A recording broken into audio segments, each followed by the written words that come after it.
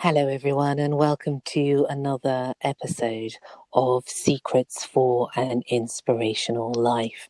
I hope that all of you are well and keeping safe in these times. In today's special episode, I have to say, we have a very, very special lady, and she is absolutely, totally inspirational for me. Her name is Emily Gearing, and she is the founder of the Rest Easy method. She was named as one of the 8 pioneers in her field for mental health in young people. What she also does is she is a life coach, a mindfulness practitioner, a wellbeing teacher, to name but a few things. And her method is used everywhere. And now also, she was just telling me earlier, it has gone internationally. So I'm very, very pleased to have Emily on the show today. Hi, Emily. Hi there. Wow, thank you for such a lovely introduction. That's so kind. Well, I wanted to get it right because I know you do so many things and I wanted to be sure to get that part, but I know you do so many things. Thank you so much, Emily, for coming on the show. Thank you. Thank you. It's lovely to be here. How are you? How are things with you?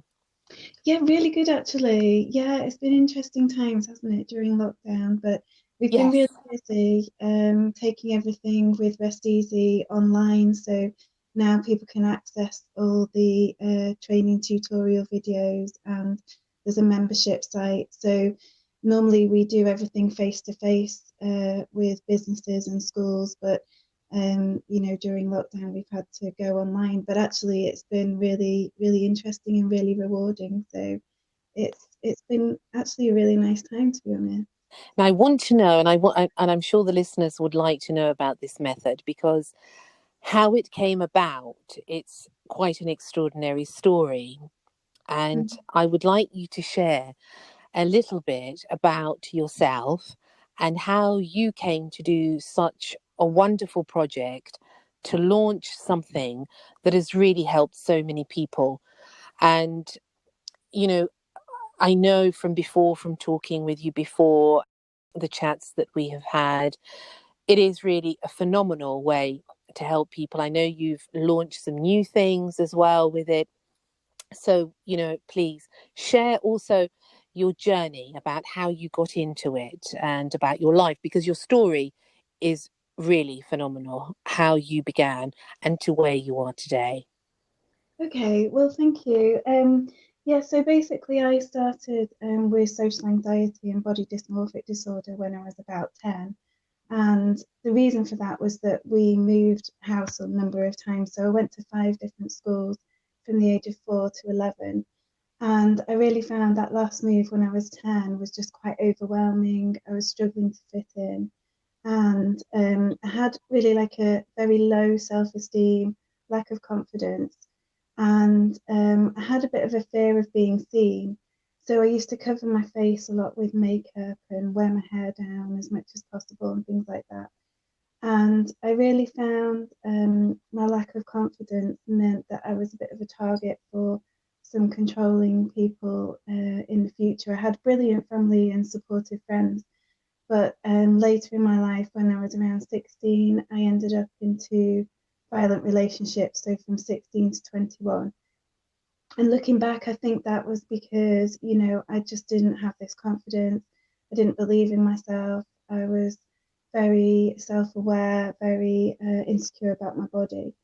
And during those relationships, I really kind of lost myself. I lived with fear, and for all those years, and it really impacted my well-being. And since then, I've had some counselling, and they said it was probably post-traumatic stress what I was suffering with. So, um, that was on top of obviously the social anxiety and the body dysmorphic disorder. But then I met my husband and got married when I was 25, which was lovely. But I have to say, the thought of going through my wedding day was just really overwhelming. I was really worried about being centre of attention.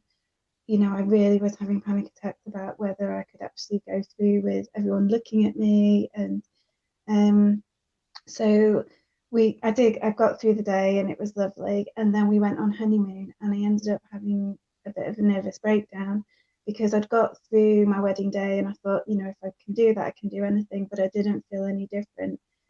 And after how many years And of suffering did you finally manage to get some sort of help therapeutically? yeah, so that was about 15 years of just kind of trying to manage it myself. And I hadn't realized, I mean, it wasn't talked about, it's nearly 20 years ago.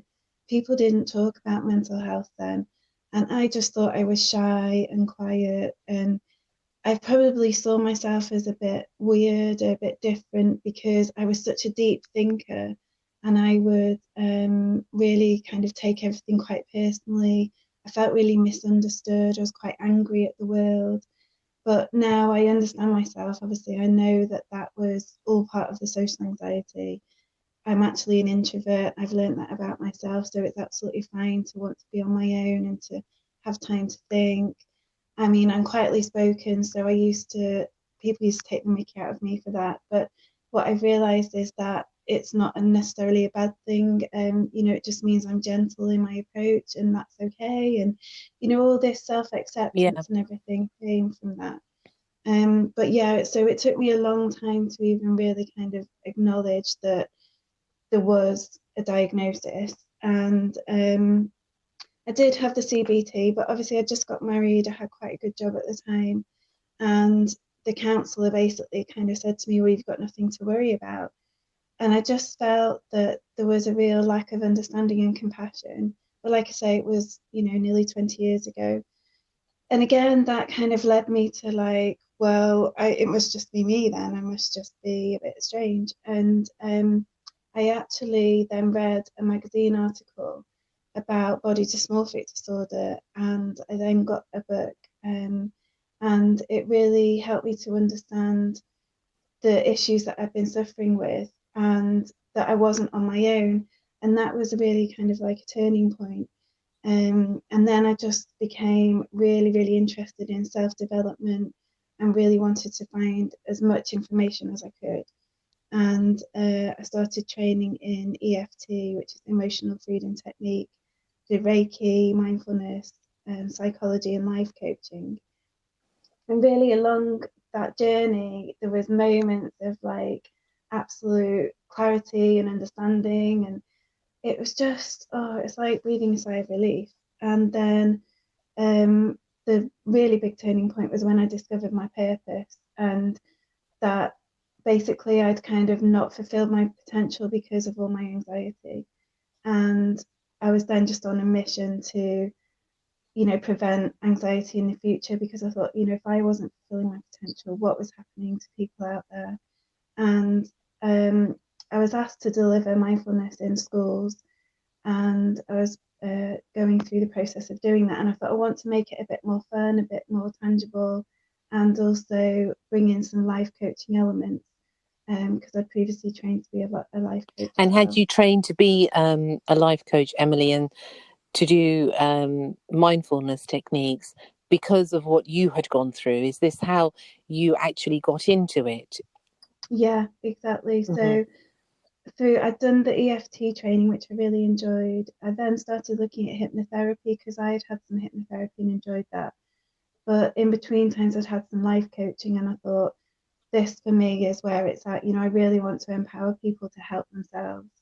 And what I found, my mindfulness training was specifically for children. And I just thought, if we can bring in some of that life coaching for children as well, that's where we can really start to see some significant differences. And it coincided with the mental health debate at the House of Commons. And I attended that, and they were asking for smart and innovative approaches to wellbeing in schools. So I put it forward as a methodology. Then that's when I actually came up with the Rest Easy acronym. So And how did it come about? Was it one of those inspirational moments, like a eureka moment, the Rest Easy method, or was it over a period of time that you were thinking about it? yeah, well, it's interesting you asked that because I'd been teaching the rest part, so recognize emotions, stop, think. I hadn't got a name for it, but I was teaching those principles. In And schools? in schools and in private workshops for Mm-hmm. children up to the age of about 12. Mm-hmm. And I was really enjoying doing that. And then I was like, I just really want to make it easy. It just needs to be really easy and really memorable. And then I was just like, oh, rest easy. And I looked up what rest easy means. Yeah. And it Just like means there's that, just nothing. like that. Some of the best Yeah, it just ideas are the came most to me. simplest, aren't they? That's it. So I looked up what rest easy actually means, and it's that there's nothing to worry about as everything's taken care of. So they use it in America quite a lot. And we don't have any kind of phrase like that over here that I was aware of. So, yeah, rest easy actually stands for recognize emotions, stop, think, engage awareness, and support yourself. So it's very practical. Each level has practical tools and elements that go with it. And then as a universal approach, it comes together as a self help, cohesive way of managing emotions, really. So where do you do these? I know you do it in schools, Mm-hmm. but where else do you do it? And how do you do it? How does it begin? How big are the classes? Tell us a little bit about how it starts and what is the course content? Yeah, okay. So we go into schools and we train the staff at the moment. That's how we're doing it. And then the staff deliver it in PSHE lessons. But we also go into businesses running workshops. And the reason we do that is because it's a preventative measure. So we generally work with 6 to 25-year-olds, but also anyone who comes into contact with them. So employers, parents, carers. And so in businesses, we're talking with the parents. And what we're finding is a lot of parents are having time off work to look after their children with Yeah. mental illness. Hmm. So obviously, from a business point of view, that has an impact on their sick leave and things like that. So businesses are finding it useful to give the parents that are their employees the tools to use with their own children. So I've recently run some webinars for businesses, and then their staff can access all the information on the website. And then we also run parent workshops, which previous to lockdown we were doing face to face. So they're quite small groups. Hmm. They're lovely because the parents can interact and share their own experiences, and you generally find that there's a lot of support then within that group, which is lovely. And we also run private workshops for children. So again, they're quite small groups. And how long is the course actually for? So it depends. When we're delivering it into schools, we do that over 2 half-day sessions, and then it's an ongoing lesson that they have throughout the years going forward. Hmm. With the online stuff, we suggest 4 months for that, so people can have access to all the tutorial videos and then work their way through for that. Or with the parent workshops, that's like a half-day event, so it's quite flexible in the way it's delivered. Okay, and how many trainers do you have out there now in the UK and abroad?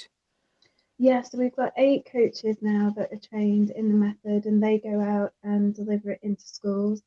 And then we've just taken on a Rest Easy ambassador in Australia who works in a women's refuge, and she's going to be delivering it there.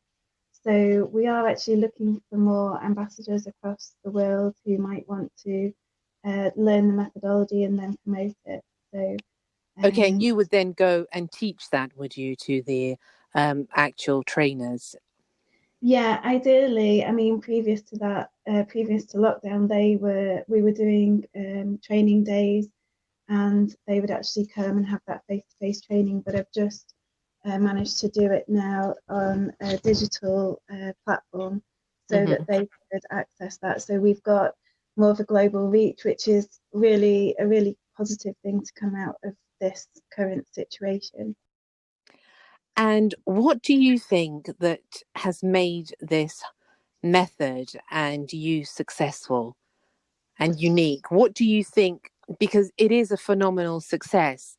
from where you were, Emily, to where you are now, the journey Mm. must have been incredulous for yourself. But what do you think? Why do you think that is so? Why do you think it's so successful?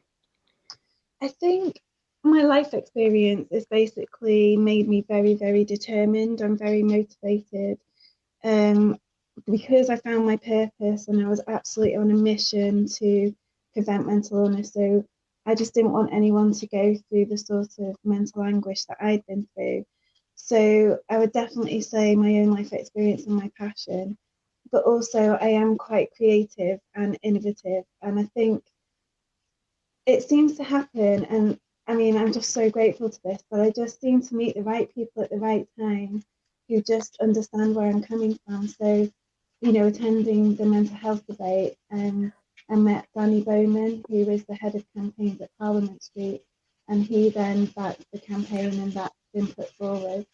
Um, but also we're being backed by NHS Innovations Agency. So it's that innovation, I think, and being adaptable to change and being able to kind of move with the times has really been something that I would say has been a thread throughout my life. And I think that's come from going to so many different schools. I've had to adapt and I've had to change. So I find change quite liberating and I look for the opportunity in it rather than it being overwhelming. And do you Um, feel very proud when you look back and you look at what you're achieving now? Do you have this, I can imagine, this sense of pride?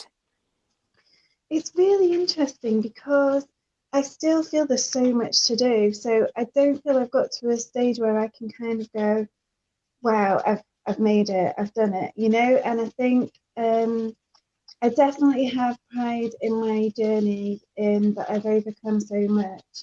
But what I would say is that I still have fear, but I know how to manage it.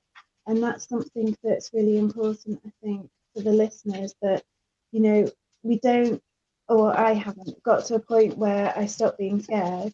I just know how to manage the fear. So I'm very proud of how I manage fear. That I definitely am proud of that. I'm really proud of the team and what we're achieving. I'm really proud of the method itself. But to have that sense of pride in myself, I feel like, oh, there's so much more I need to achieve first. Do you know what I mean? Yes, yes. There's so many more things that you'd like to do. Yeah, And somehow those aspirations are bigger than the fear. yeah, yeah, definitely.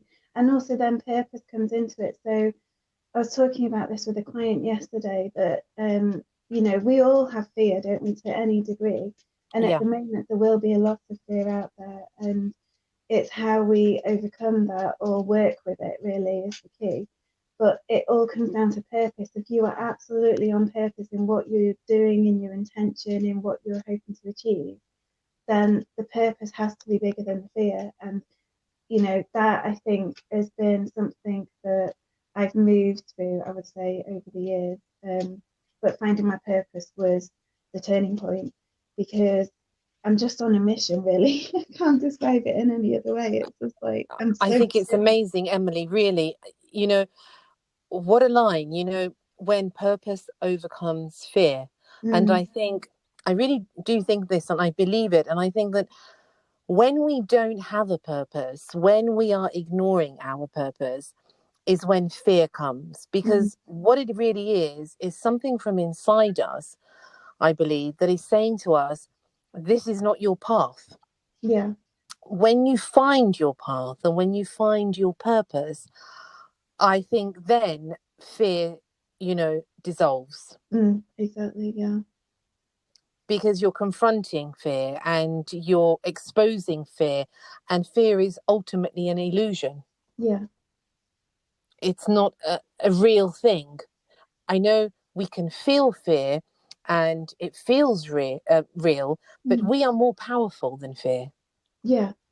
I think that's so it because once you actually recognize that, it's coming from the ego, isn't it? And that ego Mm, state is always a yes. fear based way of being. But once you come from purpose, which is, a higher way of being in that love and just needing to make a difference. And I really hope that that's what people are taking from this point in time. You know, we've got this opportunity to just kind of pause and reflect and really question what our purpose is. You know, what are we here to do? What are we trying to do? And you know, we've got an opportunity going forward. It's quite exciting, I think. Um, but if people are still in that ego state and that fear state, it's it's coming from a really sort of low vibration, isn't it? That low level of just thinking about ourselves. But once we start thinking about how we can help others, that just shifts us into a really different mindset. Um, Then it becomes love. yes, exactly. And then love is the most powerful thing, Yes. that is the most powerful everything that you could ever imagine and more. And I think when we come from love, we are the most powerful.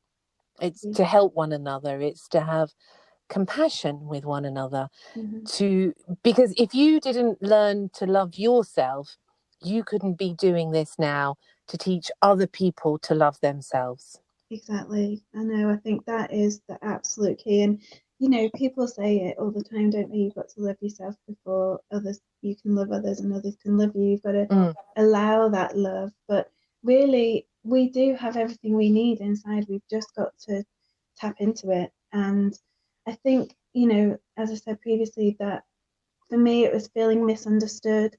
And that made me quite angry a lot of the time. But I didn't understand myself. I was Mm. a people Mm. pleaser. I, you know, changed like the wind with what I was saying, my opinions. I didn't really feel that they were very valid. And I really had to almost lose myself to then find myself. Does that make sense? Yes, someone said to me a long time ago, in order to find yourself, exactly what you said, you must lose yourself. Mm-hmm. But I think it's the illusion of who we think we are Yeah, or who we think we should be. should be exactly. And the bridge to who we really are is the bridge to freedom. Yes, definitely. You know, you were talking earlier about your anxieties, and I think we all have that, especially in this day and age of, you know, are we good enough? Mm, Are people looking at us? What are people thinking? You know, and we can spend a lifetime trying to teach people to love us yeah, and accept us, but that isn't real. no, no. And I think one of the big things that I discovered, I've done a lot around personality profiling in Myers-Briggs. And when I realized there's 16 different personality types, so we're not going to get on with everyone. There will be elements of our No. personality that clash, you know? And so I think that's been a really big thing for me just to accept that some people won't like me and that's okay. And before I would have really struggled with that. But now I'm Mm. like, it's fine because, you know, there is differences and that can be really interesting and, you know, but also we shouldn't be trying to potentially, you know, meet that person's expectations when, you know, they might not have the same values as us. And that's what I just really have come to accept that don't stay where you're tolerated, go where you're celebrated. And that's the thing. Even if some people don't like you, it's absolutely fine. You will be okay.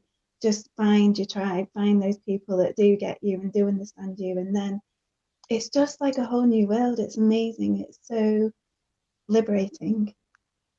It is, and absolutely the truth of what you say. And I've learned this through my life, and I'm learning it also. Is don't disrespect your soul. Yeah. Don't stay where you're not wanted.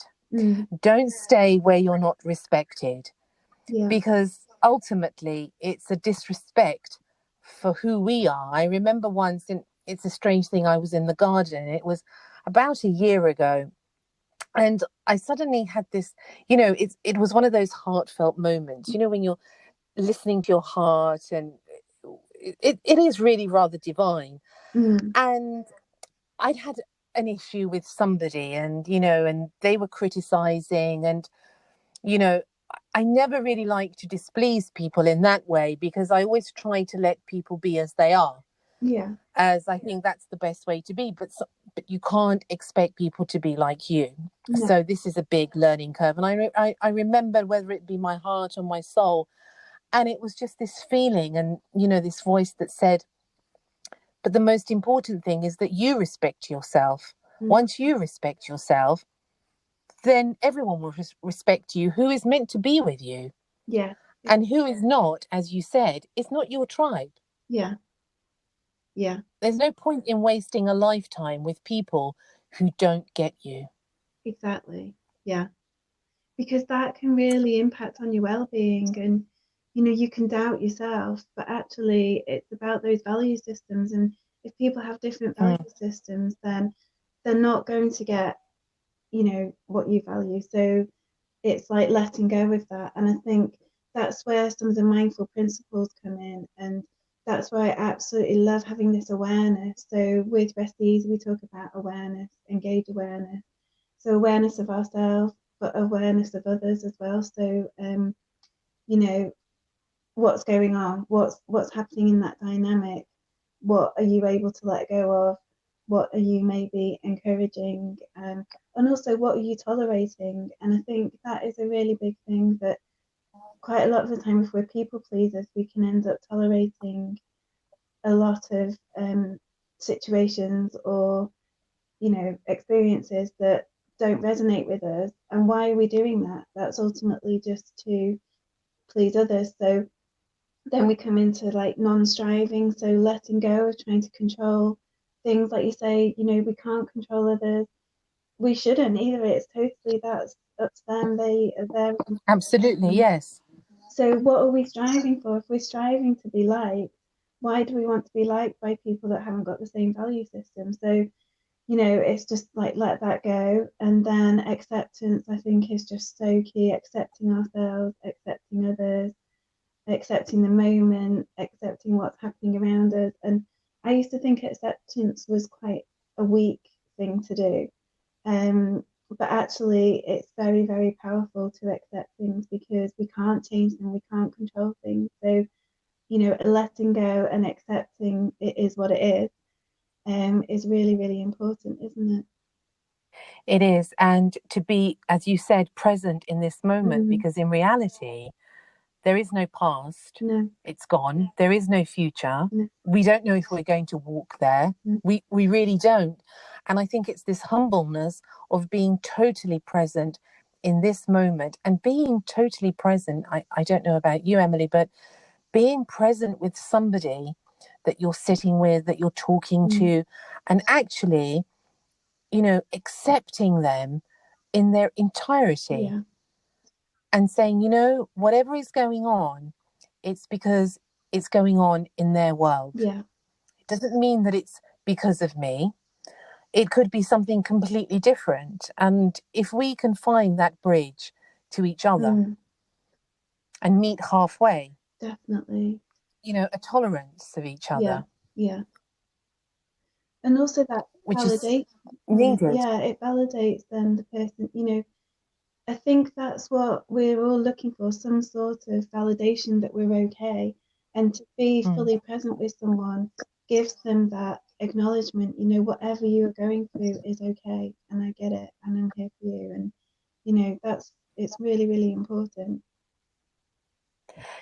To be present with someone, and actually, yes, their presence Yeah, validates, and honors them. yeah, Because if you're talking to someone, and one of my pet hates, and my friends and family and people that know me, one of my pet hates is you're talking to me, but you're looking at the phone. mm, And that is not respectful. no, So if I can sit with you or talk to you, then, you know, I'm spending moments of my life that I'm never going to get back. You're spending moments of your life. We have to sometimes obviously take calls and do what we have to do, but actually give honor to that presence of that person. yeah, definitely. Because especially now, we're not in a rush to go and do something else, are we? And time is what we have an abundance of. So to give people your time right now is just, and your attention is just so, so Yes, important. Yeah, yeah, definitely. it is. It's so true. And I think with your method, from what I know about it, from what you've told me, from what I've read about it, it is, in a way, it's, the word rest easy. Mm. It's this calmness. And I know that you definitely have this calmness about you, Emily. It's perfect for you, because you install this calmness, and that's what we need in this mad, hectic world. Oh, thank you. That's so kind of you. It's funny because I was always kind of, like I say, picked on for being quiet and gentle, and that, like I say, could have been seen as a bit of a weakness, but actually there's so much strength in that. And I think that's what I've kind of honored in myself, is that being quiet and being reflective and being a deep thinker, and being that kind of, well, introvert, ultimately that's what it is, has power to it, because once you acknowledge it, then you don't try to fit into places that might not be right for you. And this is what we try and instill in the children. We talk about with Support Yourself, we talk about personality types, and that it's okay to want time on your own. Or if you're an extrovert, you'd be craving that attention to be with other people. And that's what I think extroverts are going to be really struggling at the moment, because they're not going to have that outside stimulus and things like that. And the outside Yeah, validation, as you were yes, saying. that's so true. So, but honestly, I just think knowing yourself is absolutely key to overcoming mental health issues.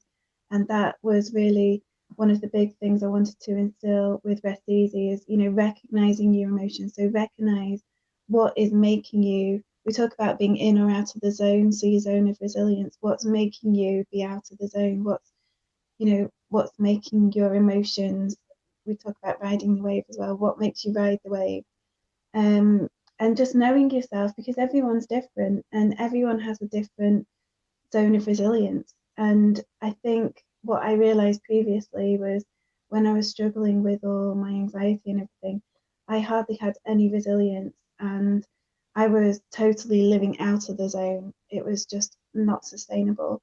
And now my zone of resilience is really big, and I can recognize when my emotions are coming on, and then I will do something to manage those until they pass, and I will support myself. So ultimately that is where the method teaches you those ways of supporting yourself based on your personality and who you are as an individual. So is it, Emily, that whatever method works for you and has worked for you is what you've instilled in this Rest Easy method? Yeah. So mindfulness was just so poignant to me, and I really wanted the whole approach to be a mindful approach. So having that awareness of the moment on purpose without judgment, obviously that's your definition of mindfulness, but just to have that awareness of what's going on for me and just kind of question it, observe it, and just cultivate that deep understanding, really. Because previously as well, I think definitely I would have emotions and I didn't know where they came from. I would probably blame the world, blame others, and I didn't ever really take time to actually question, well, what's this telling me? What can I do to move through this? Mm. So mindfulness is absolutely key to the method. DBT, which is dialectical behavioural therapy, is really running through the methodology as well. That's about riding the wave of emotions, but also the essence of DBT is looking at things from an opposite point of view. So there's always two ways of looking at things. So when we do, Yes, at yeah, least. exactly. So when we Mm. do the recognize emotions, then we stop, we do some deep breathing. So that's your mindful breathing, mindful awareness. And then we think, and we try to think about things from the opposite perspective. So often when we have anxiety, we're coming from worst case scenario and catastrophe thinking. But actually, let's look at best case scenario. And if that feels too much to comprehend, well, let's meet in the middle. Um, but Mm. Mm. when we're in anxious thinking, we can be very fixed in our thinking. So have almost that growth mentality and that growth mindset to look at the possibilities and look at the opposite. So that's really running through as well. And then positive psychology, bringing in some positive psychology to the thinking part. Engage awareness is very mindful, and then support yourself is the life coaching elements. So basically, And this, did you have experts within this field to actually write this course, or did you do it all yourself through yeah, I did it all experience? myself through experience. So yeah. Wow. And what I've taken is just basically everything I've trained in, everything I've learned over the years. I've just put it together in one cohesive method because I thought, I love that part of that uh, practice, Mm. or I love that principle from that, and I just wanted to make it really easy and, like I say, memorable and very, very practical, and it can be applied, at any time by anyone. So there's no kind of barriers to it either. And you know it works. So really, in a way, coming to you to train for this is going to the Yeah, source of everything that you've learned, everything that has helped you. Of course, different things help mhm. different people, but this is actually you have experienced in your life this help, and that you know that this way Yeah, works. definitely. And with the support yourself, it's that everyone can find their own support strategies. So you work through the methodology, actually recognizing the emotions, but then the support you then give to yourself, or the support you find outside of yourself, is very bespoke for the individual. So it will work for everybody, and that's what we're finding. So yeah, it's really, really rewarding. And also, people can take elements of it that resonate the most with them. So it might just be riding the wave of the emotions, or engaging Mm. awareness of the moment, or doing the deep breathing. Even if people just say to themselves, just rest easy, this will pass, and do some deep breathing, that's going to have huge benefits. So It doesn't matter. It's like a treasure chest. You know, you take yeah, what you need at that moment. It doesn't have to be no, the whole thing. It can be parts yeah. of the whole that can eventually then make you Exactly. whole. I love that. Yeah, that's it. I love what you do, though. You Thank know, I love you. what you do. I think it's amazing. And tell me, Emily, where do you get your inspiration? I mean, is it a person? Is it a thing? Who inspires you? What inspires you? Well, I'm really driven by people that are passionate about making a difference. So, people that are really on a mission. So, like, you're really inspirational to me. I just love that you're on this journey Oh, trying to help people as well, and just, sharing the message and purpose, I think, is just so brilliant. So, thank you. You're really inspiring to me. And I do find that's that very in kind this of you. arena, you're very welcome. Mm. But I do find in this arena that, there is just such inspirational people out there. And Brené Brown, I absolutely love. She's amazing. She talks about vulnerability a lot and a sense of belonging. So I was drawn to her because I didn't really ever feel like I belonged. And when I first started coming out with my story about my anxiety, I felt very vulnerable. And I think, again, it's okay to be vulnerable, isn't it? It's absolutely okay, because Yes, it is. that You're raw, you're real, you're raw, you're real, and that's the yeah, real that's where you. your authenticity comes through. So I really like what she talks about. Her books are really inspiring. And then John Kabat-Zinn, who is, the major guru in mindfulness. I mean, I just love the way Mhm. he lives by his teachings. And I was really lucky to see him at a mindfulness conference that I attended, and it was just awe-inspiring. He was just so calm and just so lovely, really. So yeah, And lives what he speaks exactly, about. yeah. Um, And I think, when sometimes you see these motivational speakers and these gurus that can be very Mm. high energy.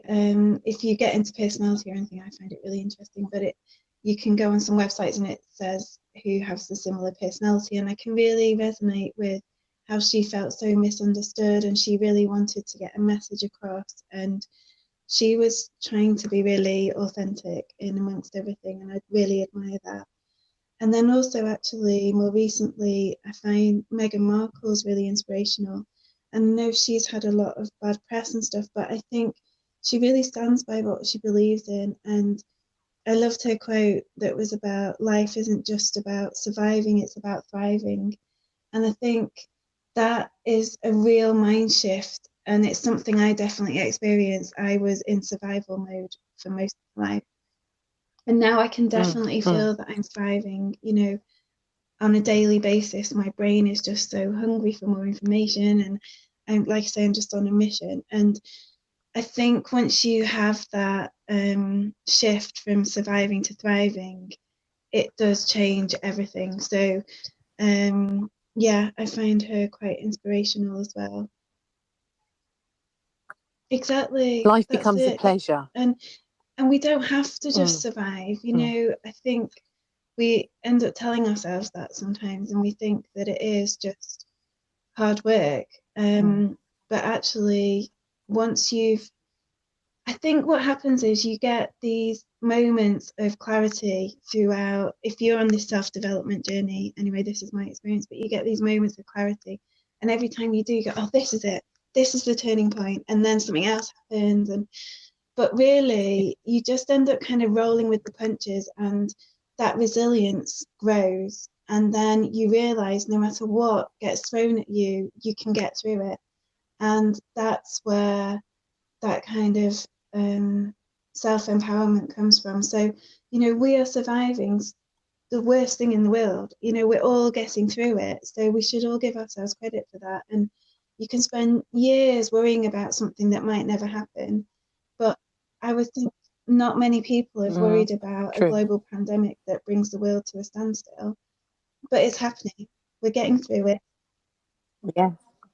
It's happening and we're in it. Yeah. And as you say, Yeah. we're getting So through it I actually somehow. really hope that people come through this feeling more resilient, like we nailed it, we got through it, we survived, So hopefully that will be the message that comes through long term.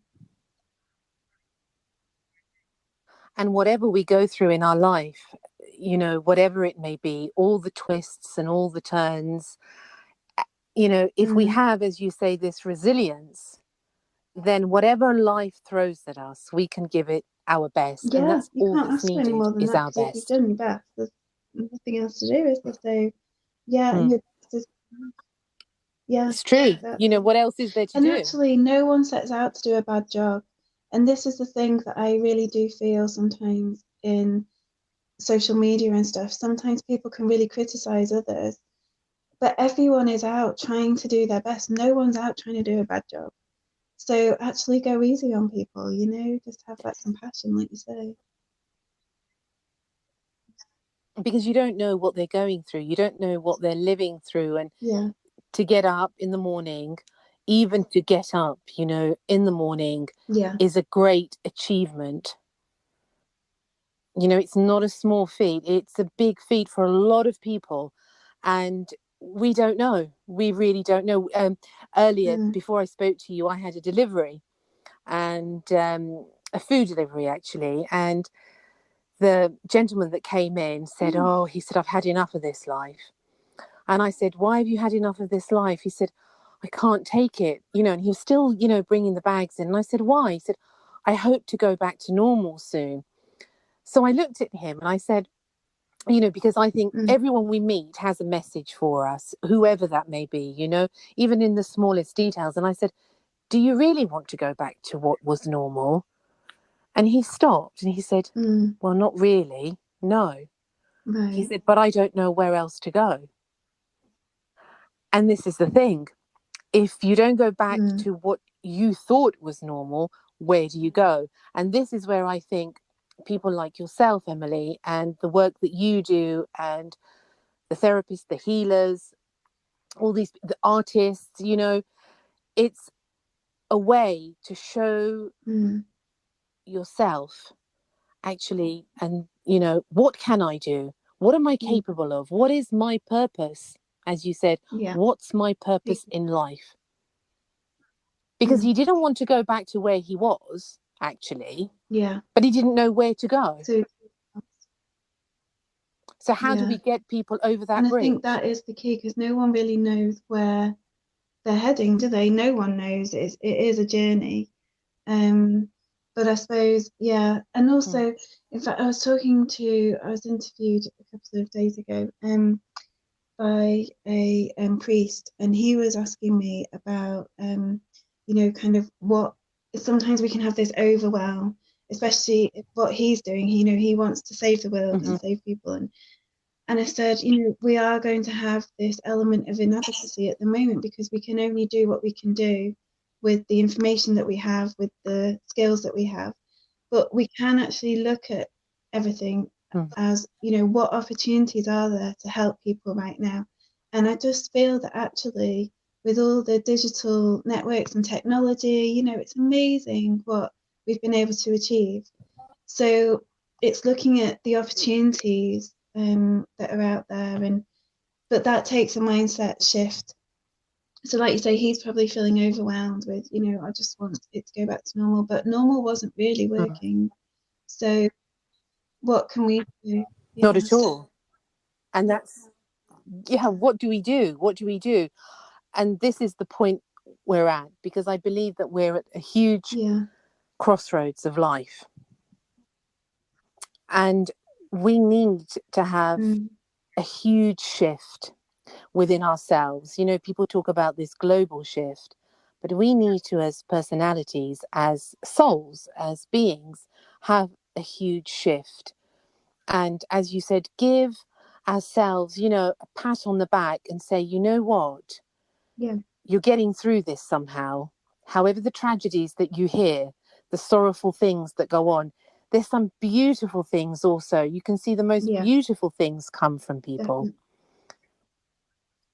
And it's that, I think, that we, in the work that you do, in the work that I do, need to focus on and try to reach out to as Yeah, many people as we definitely. can. And I think that's the one of the quotes I was going to mention was Coco Chanel said, "Beauty begins the moment you decide to be yourself." And I think, yeah, it's knowing Oh, yourself I love and then that. knowing what unique skills Mm. you have to offer, because there will be people out there that need those skills.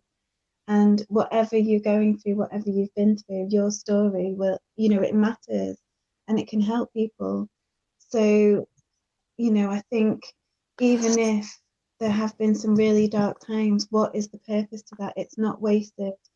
There can be so Mm. much joy and help and encouragement to come from that. So, I just hope that people see that from my story, that you can overcome things and you can channel it in the right way, and then you can help people. That just absolutely drives you forward. So, whatever challenges people are going through now, Yes. there is a Yeah. purpose to it and there is an end in sight. And if they can, use the opportunities with social media, or even just create a blog or a vlog of what they're going through, that's going to help somebody, because there will be someone else out there in a similar situation. So that's it. Anything, as you say, anything that can help people Yeah, realize they're not on their own. And certainly we are all on this, on this planet together. Every single thing, I'm a believer in this, every mm, single thing that each one of yeah, us does has a ripple yeah, towards somebody else. It has to, because we're all as one. mm, In reality, we are one. Our egos like to think, all of our egos like to think they're number one. But yeah, as definitely. humanity, we are one. And that's why I really wanted you on the show, Emily, because I'm hoping, and I'm sure the listeners will agree with me, your story is so inspirational that I really hope somebody out there who's feeling lost, feeling alone, or going through some of the things, that you've gone through, that many of us go through, Mm, can actually find solace and some sort of encouragement in your story, that there is hope, and there is a way out of this mindset, because if we have this purpose of yeah, life, we have the key to definitely. I set love ourselves that. free. And I think you're one of the key givers, as they Oh, say, to set people free. thank And we you. need Thank more you. people That's so like you, kind. truly. And what are your visions? What are you So I hoping for? definitely want What's to take next? Rest Easy global. That was it, sort of in our 3-year plan, but now we've had the opportunity to do it remotely. That's more of a possibility. So yeah, just absolutely on a mission to prevent mental illness all over the world, really. So we just want to share the method as much as possible and get out there and just meet the people that need the help.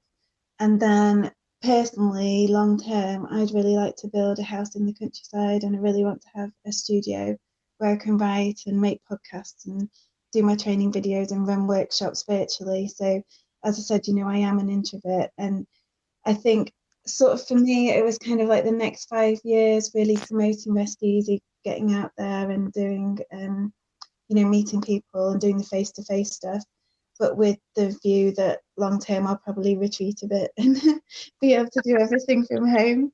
So, It sounds lovely, actually. It sounds very beautiful. And um, why not? Why not indeed? You need to have, we were talking the other day, actually, with another guest who, um, John Baker, who does sports therapy, and he works for a lot of the elite sports teams. And he's done so many things like yourself. And yeah, he was saying, you've got to have a goal. You've got to have a goal. Otherwise, you can't ever reach it. If you don't have something there that you are working exactly. towards, how Yeah, are you going to yeah. reach it? And amazing, amazing people. And what advice, Emily, if there's something you could say, in a few lines to people out there, what's your advice? What's Yeah, something I that's think for inspired me, your it's just heart? knowing yourself. I just really feel that is so, so key. And if you know yourself, then you know your boundaries and you're able to say no to people, and you're able to accept that it's okay if people don't like you because you like yourself. And I just feel that is so empowering once you know Yes. yourself, and then you can start to love yourself for who you are. And so you're not seeking love from outside, you've got it within. And I just really feel that is just so, so important. And I know it's not easy. I really, really do understand self development can be a long journey and it can be difficult. Definitely, we have to look at ourselves, we have to own our story, we have to maybe take responsibility for some of the anger we might have felt. I used to be very angry at being misunderstood, and I felt that everyone else needed to understand me, but I needed to Mm. understand myself. So I do really feel that just Yes. knowing yourself. So if people Yes. can use this time now to really understand themselves and seek out people that can help them in doing that. There's loads of stuff out there at the moment for support for people. And then basically once you know yourself, then you find your tribe who are going to get you as well. And then life just makes so much more sense. But when you that's it. If Take you the don't first know step. yourself, Take the how are first you step. expecting anyone else to Hmm. understand you? So, you know, that's it. Um, It's impossible. and yeah, beauty begins the moment you become yourself. So just Beautiful, yeah, beautiful. I love I that. think It's one so of my many people are favorites, comparing themselves to actually. others and trying to be like others. But Mm. actually, what are your unique qualities? What makes you you? And then honor that. And Mm. especially with body image, I love that people are really being so brave in sharing some of their unique body, um, kind of ways of being and everything. And there's yeah, so brave. It's And very brave. It's very brave. we are all unique, and it's okay. I think it's Mm. absolutely okay if people don't like you, because not everyone will, but some. That's Well, and you're not going to like everyone. And I think that uh, you know, it's not an overnight. The road of yeah, self-realization is a long one. And the first step is the first step. And unless we take the first step, we're never going to get anywhere. But thank you so much, Emily. An inspiration truly. Now please tell the listeners where they can get hold of you. your website and Okay, your thank you. social So media? our training side of the business, which is for schools and businesses, is resteasytraining.com. And then for the public and for anyone who wants to become a member of the actual methodology, that's resteasymethod.com. And then we have the Rest Easy Method Facebook page, and on Instagram it's Rest Easy Training. So that I'm quite new on Instagram with the Rest Easy page, but the Rest Easy Method on Facebook is more established. And then people can email me as well. And also I have my Purposeful Moments life coaching website, which is just purposefulmoments.co.uk. Okay, wonderful. Thank you again, Thank you Emily. so, It's so been an much for having absolute me on. I've pleasure. absolutely loved chatting as always. Yeah, as always, lots of love to you and lots of luck. And let's catch up soon again. And for everyone out there, please take a look at Emily's site and all the wonderful things that she does. And let's take a step together to build a better world, and a world that's more beautiful, so that we can be beautiful. Thank you very much, everyone. Have a wonderful day, and I'll see you in the next episode. Thank you for listening to Secrets for an Inspirational Life, brought to you by your host, Mimi Novic. Please remember to subscribe to the podcast, and see you in the next episode. For more information about Mimi Novic and her books, music, and inspirational work, take a look at her website, www.miminovic.co.uk.